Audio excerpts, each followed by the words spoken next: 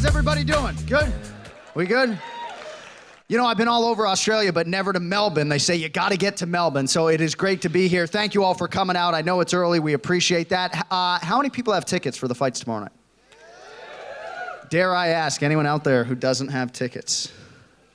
You don't? All right, maybe you can use my two. We'll talk afterwards. So, really excited for this fight card. You know, these two middleweights, Derek Brunson and your guy, Robert Whittaker, they're very deserving of this main event nod. And certainly circumstances resulted in this main event with Jacare and Rockhold going away. But this is a huge main event in the middleweight division. Winner could be staring at a title shot. Very excited for that. And to see a lot of these guys, obviously, who train and fight over here. Jake Matthews, Damian Brown, and several others. So, big night coming up and a big Q&A coming up right now. So, without further delay, let's bring out the stars of the show. Please welcome the UFC Hall of Famer, Antonio Rodrigo Minotauro Nogueira, former UFC champion Miesha Tate, and the legend Ross Pearson.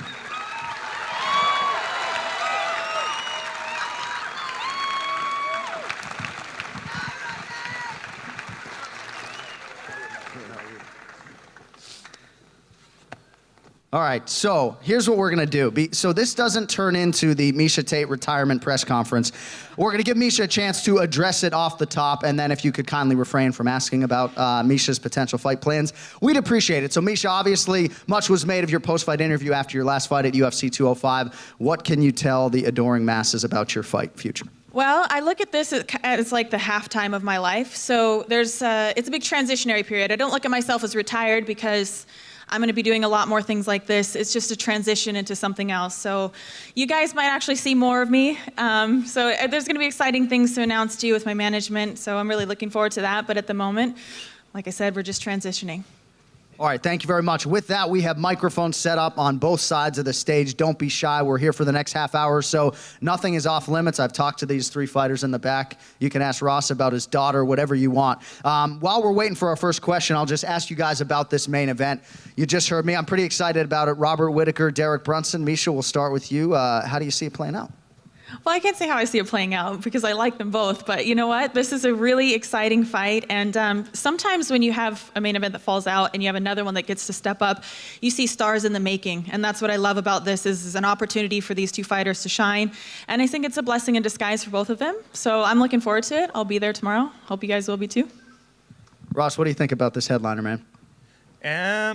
I think it's going to be a tough test for Rob. I think you've got two hungry contenders, young, both want to impress, so they're both bringing the A game. I think it's going to be a battle of will. I don't think it's going to be one punch finish once. I don't think it's going to be a long drawn out fight, and I think it's going to be a tactical chess match. I think Rob can get the job done. I think he's a little bit more explosive, and I think he's a little bit more on fire right now. But I definitely think Derek Brunson's bringing a solid game with his wrestling and with that big left hook he's got. So Rob should be prepared, but it's going to be a tough fight. And the Hall of Famer, Minotauro, any thoughts on the main event, my man? Hey, guys. First of all, I'd like to say you guys, it's a big pleasure to be here for the second time in Melbourne, in Australia. You guys, beautiful country, man. It's going to be a big battle. We can see both guys very athletic.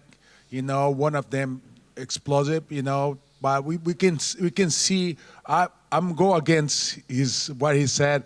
I want to see a knockout, and I bet in a knockout in the maybe second round. All right, we'll see how it plays out. All right, we got open mics. We have one brave soul. Fire away.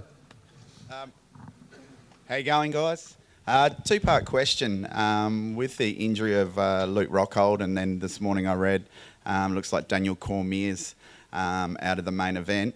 In your opinion, I guess it's probably a little bit hard to speculate. Do you think there's a problem down there at AKA with their training is the first part of the question. The second part is, who do you think should step in to fight Rumble Johnson in that main event? Loaded question right out of the chute. Anybody want to address that? Go ahead. I'd like to say Alex take that shot. Alex Gustafsson. I think the first time he was carrying a little bit too much pressure on himself. It was a big event in Sweden, and the there was like posters everywhere. It was Alex Gustafsson's show, and it was kind of his fight to lose, really. There was a lot of pressure on him that night, and he just didn't perform to how he knows he can perform. So I would like to see Alex get another shot against Rumble. I think it would be a solid fight. To answer your other question about AKA, yeah, they're a gym full of killers. I definitely think that they spar too hard. I definitely think that they fight too much.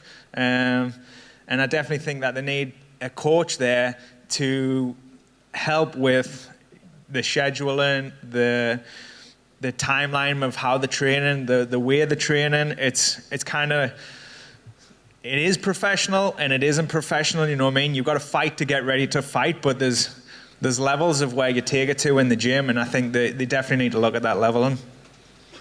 I was going to say something about the training there. It's a fine line to walk, to push yourself to the limit, but not get injured, but still be as ready as you can be.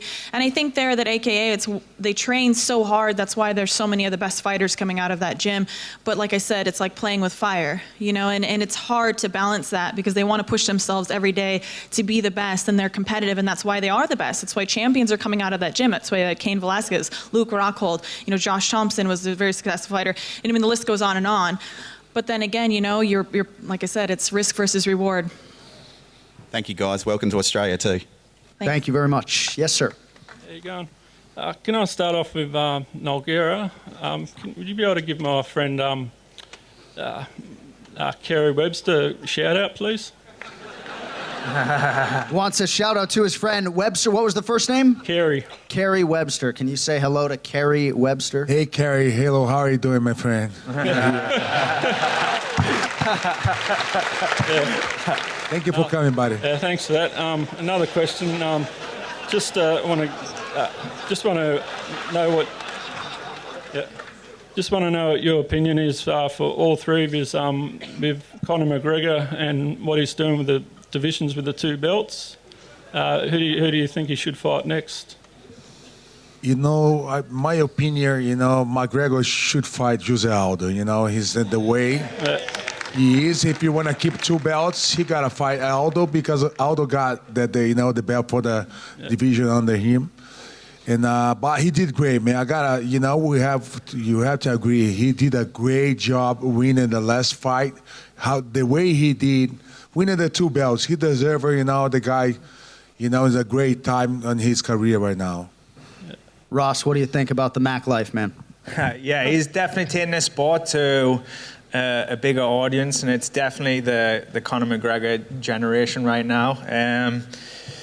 As far as holding two belts, he has to defend either one of them, and like I say, it's either Jose Aldo or I think it's Khabib at lightweight.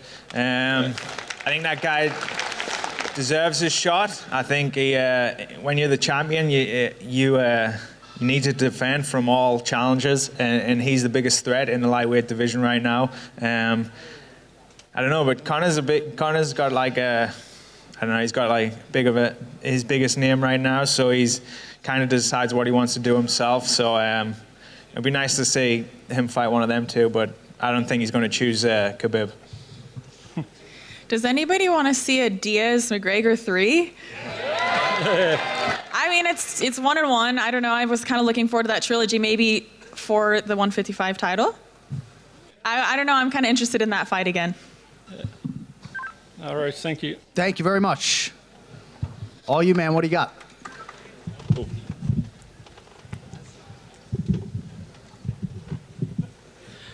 G'day, guys. As an aspiring young MMA athlete myself, I'm just wondering, you know, being the weigh-in, stands off, having a massive kind of impact on the fighter, and, you know, oh, God. That's all right, man. It's all good. A lot of love in this room. Pretty much what I'm trying to say is... Public speaking isn't easy. Nah. Pretty much what I'm trying to say is, can I have a standoff photo up on the stage with you? We can't have you up here. They put me up here to be the bad guy, so we can't do it on stage. Time permitting, we'll collect down there, or maybe we can do it after the show, okay? Yeah, no worries. Best of luck with your career. Thanks. Man. Yes, darling. Just wanted your opinion on Ronda having her first game back since her big knockout. Do you think she should have been entitled to a title fight straight up? Is that for all of us? Or Yep. just- Sorry. You know what? I just looked at it as that's the way that it was going to be. So I don't really look at it as different, deserving or not. I mean, we are in an entertainment business, and I think that that's what people want to see. When she comes back, they don't want to see her just fight someone. They want to see her fight the best because she is one of the best. So, whoa, that the speakers don't like that.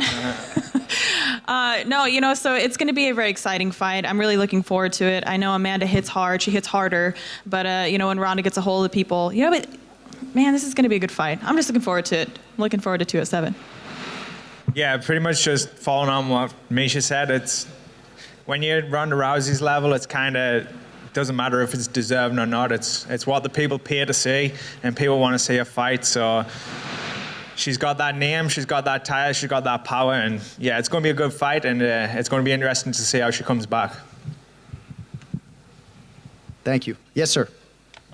First up, g'day everyone, how are you? John Anik, I love the podcast, keep up the good work. Thank you, mate. This is a question for all the fighters. I'm just curious, I want to know, favourite submission, gi or no gi? Any Come on, tips, man. techniques? Have you ever seen any of my fights? I've been to the ground one time. All right. Does a left hook count? Now, I know you're a stand-up guy, but like Miesha, you've got a favourite submission, gi or no gi? I like the rear naked choke. Yep. Yeah, it's a good one. It's very empowering, you know. Take someone's back, flatten them out, and wrap them up like a boa constrictor and choke them out. It's a good one, yeah? I like, you know, anaconda choke. You know, it's a good one. It's very technical. Beautiful. Thanks, guys. I could listen to this man just talk all day long, right? With that voice, it's got to be my ringtone or something. Unbelievable. Hey guys, this is probably for Miesha Tate more than anyone else. With the rise of women's MMA, do you think there needs to be a flyweight or featherweight division in the women's fighting division, or? Yeah, eventually, for sure. I think 125 makes sense before 145 because it's already a fuller division. And, you know, I think that will come with time. But I think right now it would thin out a lot of the 135-pound division and it would thin out the 115-pound division. So I think they're trying to really stack 115 and stack 135 and not take from either one to make a 125, if that makes any sense.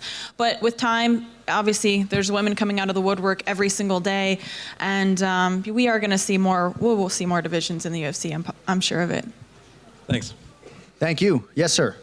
This one's for Ross especially. I know in your career you've had a lot of controversial and close fights. What's your opinion on the 10-point must system and some alternatives that there might be, like the old pride rules and that kind of Bullshit. stuff? Yeah. That's my personal opinion of pretty much all the judging and the way it's going down.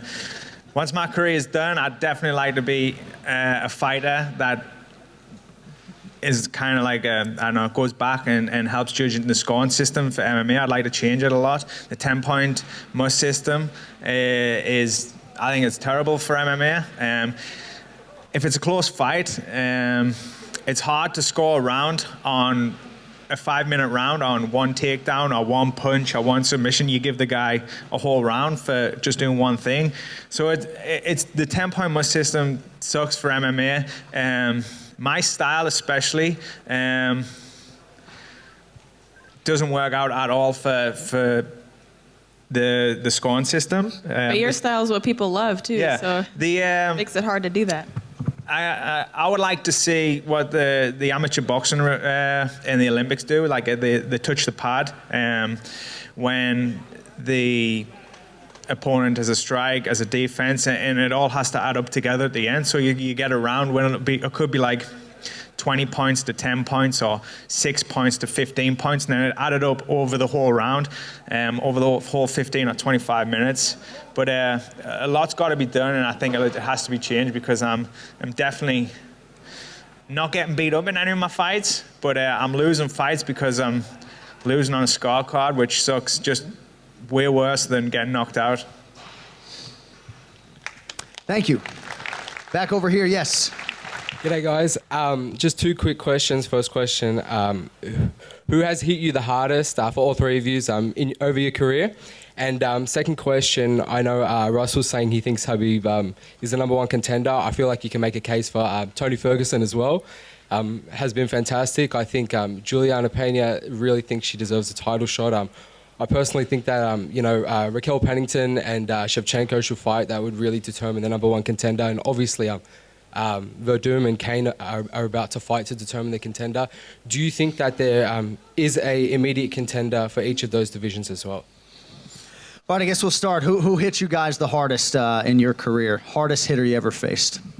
The hardest fight, I think I made an income feather, for me was in Pride. I fought this guy 3 times and was really tough, by this time.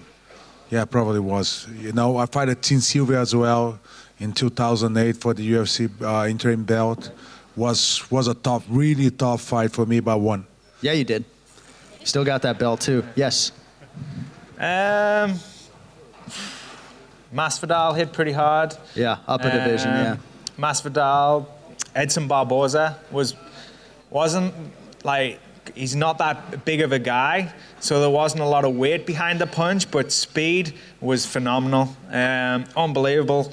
That guy's an athlete, and unbelievable how fast he was. I'd say Barboza or Masvidal's the 2 hardest guys. I still scored that Barboza fight for you, by the way. Cheers, Don't forget it. Miesha. I would say Amanda, definitely, hands down. And other than that, Juliana, yeah, she has every argument to be made. I think it's a fair argument why she should be right up there in title contention. And, as for the matchup with Raquel and Shevchenko, that's also, one that I could see coming in the making to determine the next contender. Thank you. Thank you. G'day, guys. Look, just more broad question, maybe not specifically at anyone, but Mr. Nogueira especially. If you look holistically at your careers, has it been worth it? You guys have found lots and lots of success, and not to be negative, but having a professional fighter in my family as well, I know that the losses are extreme. And if you were to look back at your investment into the sport, after all the years and everything that you've done, has it really been worth it? For sure, for sure. I mean,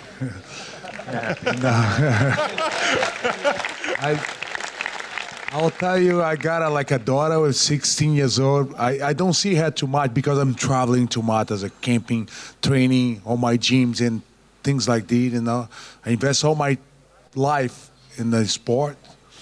But everything was it, you know what I mean? I love this sport, being fighting since 99. I stopped fighting last year. I just moved out to São Paulo, that's the capital, the biggest city in Brazil, to work in the UFC office, the new fighters. And I love what I do, man, We got an amazing sport here. We've been dealing with a lot of fans, and we love you guys. That's how I manage my time, with you guys. Cool. Obrigado. Thank you. Yeah, 100%. It's been worth it. There's absolutely no question in my mind. This is one of the best random decisions I ever made to start fighting. And I'm so thankful that it's been a hard-fought career. I've learned a lot about myself. I think I never would have known how tough I am had I never been challenged the way that I've been challenged in the octagon. And now that's leading into more things like this. I get to connect with you guys, and it's just it's been a wonderful life so far. So I can't complain. Yeah, dude, I was stuck in the northeast of England on a building site, working the shittest jobs ever, doing the worst shit, living for the weekend. Wasn't really going anywhere with my life, but I always knew that fighting was in me, and it's what I wanted to do. And I've been blessed this life to travel the world. I met my wife out here in Australia. I live out here in Sydney now. It's the greatest decision I've ever made to become a fighter. I didn't decide, one day I'll be a fighter. I think I was born to do this. This is the only thing what I'm pretty good at. So I'm definitely happy for being out here. The highs is great. The lows suck, but all in all, it's the best job in the world for me. Thank you.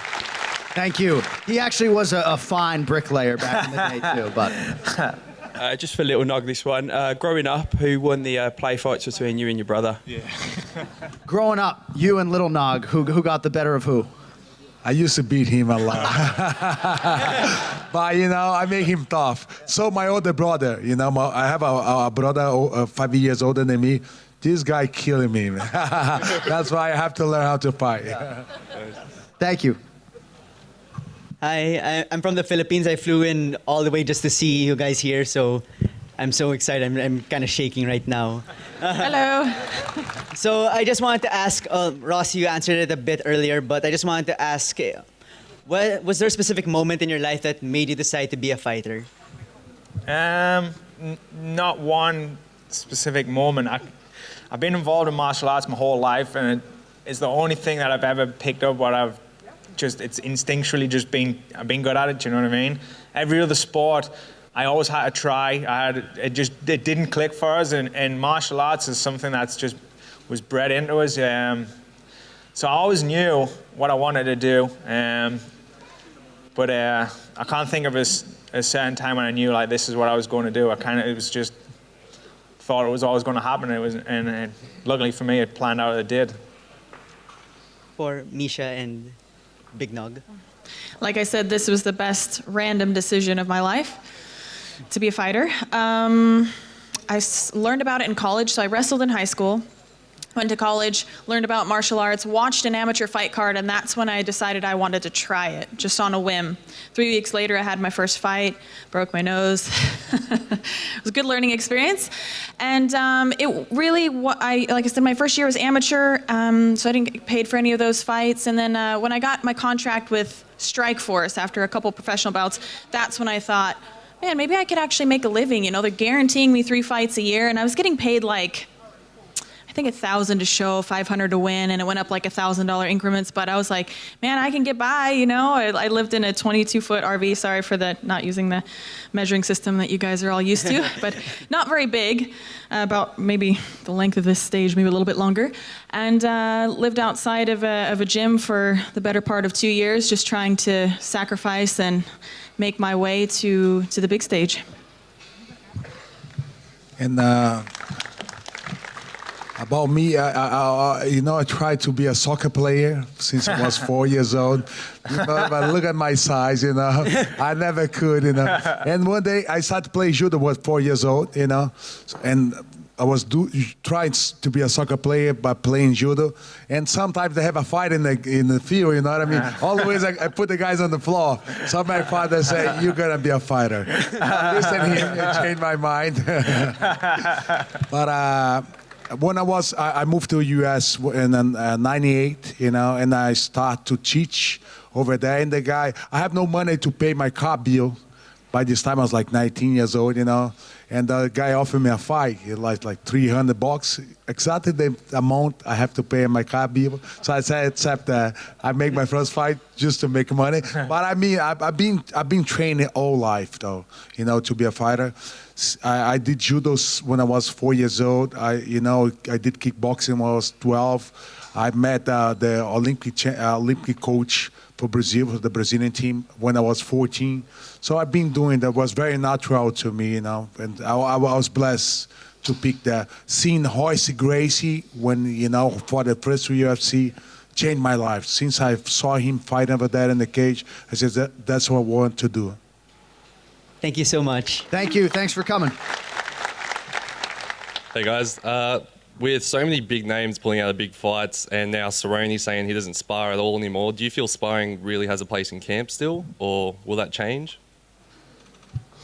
I think it depends. I'm sorry. I think it depends how long you've been doing it for. A seasoned fighter like Cerrone doesn't forget how to fight. There's not a lot. He doesn't need to get beat up and have that wear and tear on his body in training camp. He's not going to forget how to be tough, and he's not going to forget to throw a right hand. I think earlier in your career, it's more important to get used to that. But I don't disagree with that. As you get further into your career, I was sparring a little bit less. Few years ago into my career as well. So it just takes a toll on your body, like you said, and you've got to kind of realize how to game plan for your career. It's not just one day, it's the longevity. And once you've been doing it 9, 10, 11, 12 years, you can't afford to put your body through that duress every single day. And like I said, you don't forget how to fight. Yeah, she She nailed it. Yeah, she nailed She's it. a television analyst over That's there. pretty much exactly how it is. You know, this is my 9th year in the UFC. Yeah, but it takes a toll on your body. The hard sparring, the hard training. My training schedule now is completely different from when I first started when I was 16-year-old, you know. It's a lot more set out. It's a lot more focused on the technical aspect. Like I say, I've been doing this for a long time, and I ain't going to forget how to fight. When it matters, when the lights is on, when the cameras are, if you're fighting, that'll come out. That's just who you are. You know, it's the final little details what you get better at, which makes you get to that next level. So definitely the sparring for me has dropped down to, I still spar in camp once a week, mixed martial arts, but it's head guard, chin guards, knee pads, big gloves. You want to have the fight on the fight night. You don't want to have the fight in the gym where no one's watching you and you're not getting paid, and by the time fight night comes, there's nothing left. You've left it all in the gym, so you gotta save it for fight night. Thank you. All right, we'll try to get to as many of these as possible. Got about 5 more minutes with these guys. Yes, sir. Hey guys, thanks for coming out. My question's for Big Nog. Just wondering if it's true that what Chael Sonnen said about feeding the bus a carrot when you first arrived in Las Vegas, if that happened or what actually happened that day. Of course not. I hate that shit. I hate that shit, you know? Because I have a horses, you know. Always when I put a picture of the horses, someone go and make those questions for me. I hate that shit. He's coming for Guys, you, I'm a dude. big talker. And just quickly for Miesha, what do you think about the Nunes and Ronda matchup? Do you think, in terms of just the striking, who's going to have it? Oh, well, just the striking, I mean, for sure, Amanda.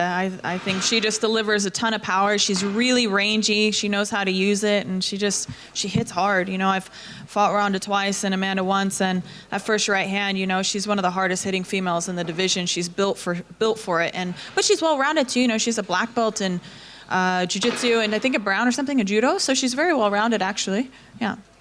Thanks, guys. Thank you. Yes. Hey guys, I'm curious about your thoughts on Chris Cyborg, how she's faring in the UFC, and are Stars kind of chasing down that fight with her?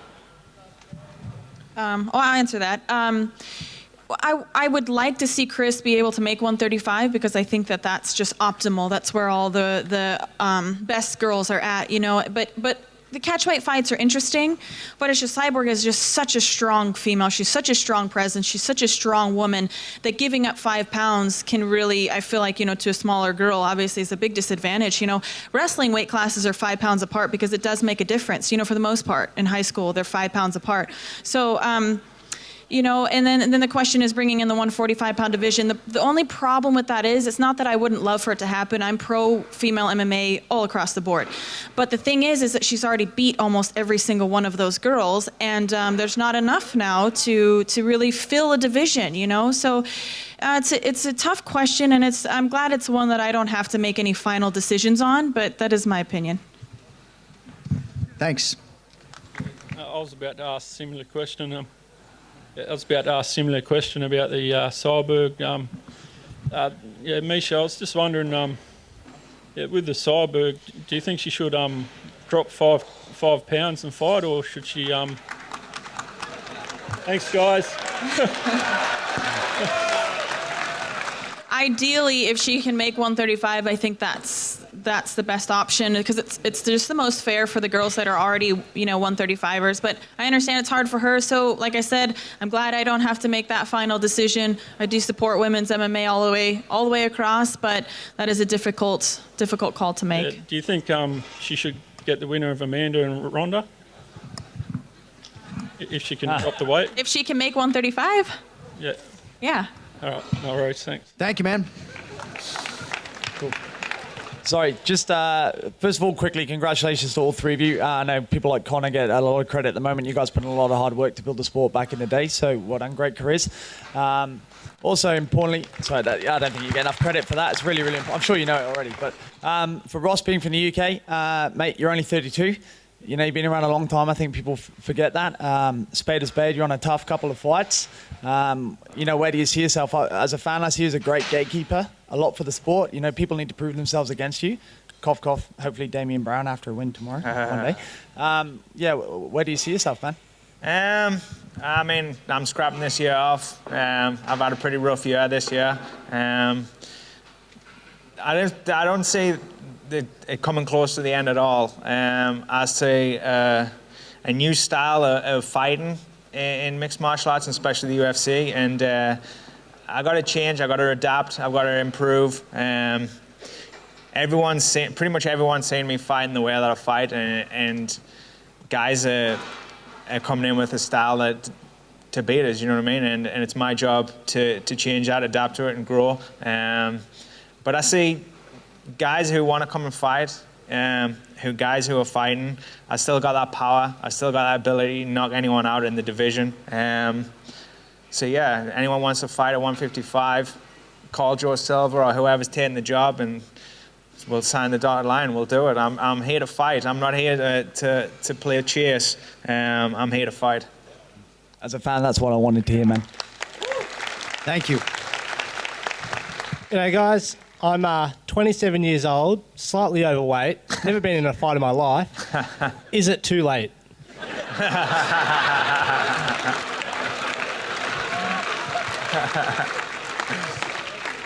If you believe in yourself, anything's possible. Have a few drinks before you start, though. And just quickly, it's my son's first birthday yesterday. I'm just about to go to his party. Can I just get a shout out for him? Sure, what's his name? Chandler. Happy birthday, Chandler. Happy birthday, Chandler, mate. Have a good one. Your dad's a legend. Happy birthday. Thanks very much, guys. Thank you. My question's for all of you. What is your fight of the year? Because mine was Dillashaw versus Cruz. Oh. That's a hard one. Dude, so many fights, man. It's hard. Who was... I mean, Sean O'Connell, Steve Bosse comes to mind just because I was voicing a feature before I came over here. There have been a lot of great fights. What do you guys think? I don't know. That's the first one that comes to mind for me. A lot of contenders, obviously, in 2016. Every time Tony Ferguson steps in there, I mean, that fight with Lando Venata, probably the best fight that I've had the chance to call this year. What do you guys think? I mean, Pearson fought 5 times this year, right? So. Can I just do like ever? Because I can't think of just the past year. You can do whatever you want. I really like the Stephan Bonner-Griffin fight. Yeah. That was an amazing fight. You know, that's just an all-time classic fight. So I can't pick one out of the last year, but phenomenal fight. That was a very good one. What's your fight of the year? Dillashaw Cruz, huh? Yeah. Yeah, he's beating McGregor. Yeah. I'd get behind that. All right. Thanks, man. Oh, okay. Pearson and Nogueira also answered? Diaz and McGregor. Oh, yeah. Oh, and quickly, John. They won. Oh, you Pearson? Yeah. Diaz McGregor, the first one. And quickly, John, can you please bring back MMA Tonight with Gilbert Melendez? Love that show. I'll see what I can do. Thanks. Hi guys, on behalf of the MMA Academy that Mark Hunt ambassadors for here in Melbourne, Australia, I'm actually one of the students that does it. I'm the only girl in a group of 12 of us that does it. So I'd like to welcome you guys to Melbourne, Australia on behalf of them and Mark himself and us students. Miesha, just a question for you. Being the only girl in the academy and obviously being a female yourself and a champion, I just want to ask, what advice would you give me or consider to give other females as inspiring athletes? Yeah, you were at the signing yesterday, weren't you? Yes, I was at the signing. I remember Thank you. Okay, so my biggest advice is to not segregate yourself. Don't think of yourself as different. You know, you are female, but you're a person, and you're in there with a goal and a dream, and that makes you no different than anybody else that walks into the gym. So, for one, don't let anyone tell you or treat you any different than that. Don't tolerate it, and don't do it to yourself either. You know, a lot of girls go in there with the meek mentality, like, oh, I'm a girl, I don't know. Like, don't even think about that. You are just a person with a mission and a dream, and that's all that it boils down to. So, you know, don't think of yourself as any different. Just go out there and get it. Yeah. No, thank you. Ross, I wanted to ask, if I gave you a marker, would you sign your hat, and would I be able to have your hat? You want my hat? And if I give you a marker, would you sign it, please? Sure. Awesome. Can you sign it? Got a pen? Yeah. You got a pen? Yeah, you got a pen? Yeah. Oh, okay. You got anything else? Are you good? No. Oh, no. And Okay. just welcome. I hope you enjoy T-shirt, Australia. Pants, boxes, anything? Anyone? Thank you. Thanks for your time, guys. Enjoy Melbourne, Australia. I'll see you tomorrow. Thanks for coming. Yes, sir. Question for all of you. What was the toughest win in your career? Toughest win. Diego Sanchez, probably. I would probably say Sarah McMahon. That was a tough one. She broke my orbital bone in the first round with a nasty overhand right, and obviously she has Olympic wrestling credentials, which I like to think is my strong point. So that was a very tough win. To me, against Mikko Kokop in 2003, he was beat a shit at me the whole round, and and I looked to my coach and said, man, don't lose that shit, So I sit down. He knocked me down like in the end of the round, So the ref came and stopped the fight. So I was sitting in front of him, and he was celebrating, whole team was celebrate like won the fight, But when in the beginning of the second round, I won the fight. So for me, it was a harder fight. Thank you. That's one of my favorite fights, too. Thank you. Yes. Hey, I just want to say thank you guys for coming back to Melbourne. It was awesome. I was at the first event and it was awesome. And thank all you guys for all the awesome, like Miesha choking out Holly was like one of the best moments. Thank you. And any so UFC much. thing I've seen, so thank you. And Dan Hardy, if you're back there, you're the man. Anyway, my question is, like for years in the UFC, wrestling was like the big style that would be everyone. But recently we've seen with like Wonder Boy and McGregor with his boxing that striking's becoming more frequent as the top level fighters. I want to know what you guys think is the best style in MMA these days.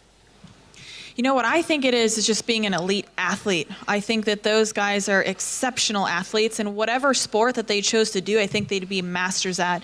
And I think that's what it really boils down to, is that we're seeing the evolution of mixed martial arts. It's not just one, it's how you put it all together. Because I promise you, if they didn't have wrestling or if they didn't have grappling, they wouldn't be winning the fights either. They're shutting takedowns down. They're taking people down themselves, but their striking is what's standing out. But they're allowed to make that choice because they're exceptional athletes, and I think their coordination and all that goes together. Yeah, it's mixed martial arts, what you're seeing now. Everyone in the UFC is so good at everything, striking, wrestling, grappling. They're all athletes, they're all hungry, they all want it. And why you're seeing so much striking lately is because everyone's cancelling each other out. You've got the Damian Myers, who's exceptional grappling, but not great striking.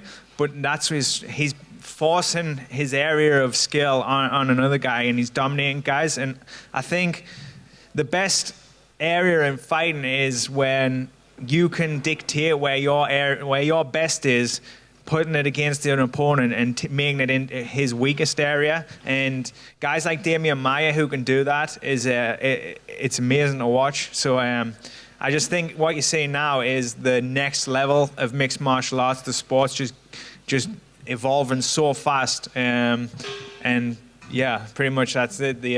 It's just the next 10 years, and when you go to the gym, you see kids who start mixed martial arts, who start mixed martial arts at 5-6-year-old. In 10, 15 years time, when they come through to these levels, the fighting's going to be insane. Cool, thank you. Yeah, I think that the guy's very athletic now, but it's still I love to see the real great submission. I think it's very clean, and when you know what you're doing, you can dominate your opponent, and make it tap without hurt your opponent. So I like submission. Cool, sweet as. Thanks, guys. Thank you. All right, we'll try to get these final 3 or 4. We got about 2 minutes. Quick, if you don't mind. Yep. Hi, Miesha. Huge fan. I loved your fights against Holly Holm and Sarah McMahon. Would you consider coming out of retirement if maybe you were offered Cyborg or Ronda Rousey and just finishing off the trilogy? You know, it's just something that I haven't given any thought to because it's just not at all where my mindset is right now. The problem is that I don't want to give you guys half-assed performances, and unless I can go in there with a whole heart, like I refuse to get back into that octagon. So that's kind of where it stands. You know, you guys don't deserve it, I don't deserve it. So the competitive nature, it has to be there. You know, and I've been in contact sports over half my life. And it doesn't have the same thrill that it did when I was 22. So, you know, with that being said, that's what it really boils down to. You know, I won't go in there and fight with half a heart. Thank you. Okay, I have a little bit of tricky personal question for the lady over there. Yeah, in my We'll see a doctor. Yeah, in my point of view, you are strong, powerful, and also super attractive. I just really wondering, like behind the stage, is there have any male fighter try to hit on you or ask your phone number? Actually, no, I'm just kidding. I'm kidding. He asked me for my number today, but it's just so we can roll. So I'm pointing at that guy. No, we're going to trade techniques. No, you know what? The guys are really respectful. I mean, yeah, I don't know what to say, but thank you for the compliment. Thank you. Thank you. What's up, big man? Not much. Do you think anyone's going to beat Joanna Jędrzejczyk?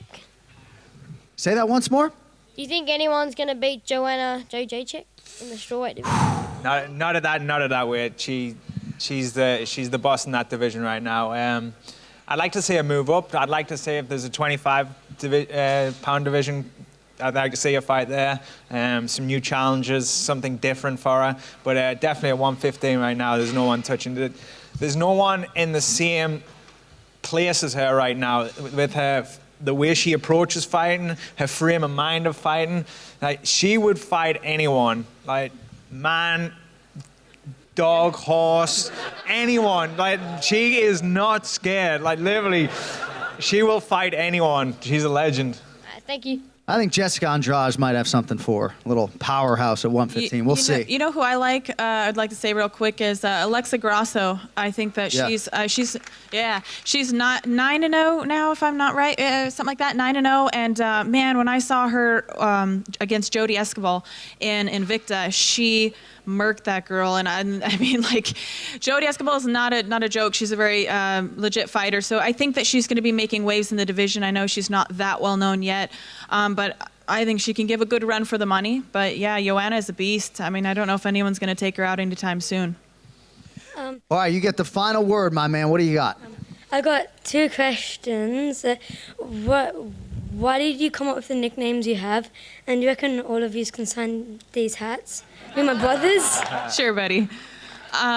So my nickname, I wanted to go with something a little bit more lighthearted and humorous, other than like the Killer, the Terminator. Like, I didn't want anything like that. You know, I wanted something to kind of represent me outside the octagon. And a lot of people thought of me early in my career as someone who wasn't going to be successful in fighting because I carry myself a little bit more on the feminine side, I suppose, outside of the octagon. So, Cupcake is not something you typically want to be called in a combat sport. So I just decided to embrace that. You know, it's kind of the don't judge a book by its cover. That's what my nickname kind of stands for. And and I love cupcakes. I mean, they're just delicious. It's kind of like by accident, my name kind of just stuck. My old head coach back in the day used to get called Evander Holyfield, but the white version. And somehow I ended up sticking with that name. I don't know how or why. I can't explain it, but yeah, I ended up getting passed down that name, and pretty much that was it. Pretty shit story, but that was it. How'd you get the name Minotaur? Yeah, Minotaur. Yeah, like it's half bull, half man. I was like 13 years old. I was going to train the guy, like 45. Like big dude. When he saw me, I was huge for my age. So he calls his wife. He said, "Okay, we're not gonna go out today because I'm gonna train a kid like a Minotaur in front of me." So it was a good nickname. I went to all jiu-jitsu tournaments with that nickname, so people kind of respect. It was good. All right, my man, we'll get these signed for you. Thank you so much for coming up and asking a question, and thank you all for coming out. Let's hear it once more. Antonio, Rodrigo, Minotauro, Nogueira, Ross Pearson, and Miesha Tate. Thank you guys very much.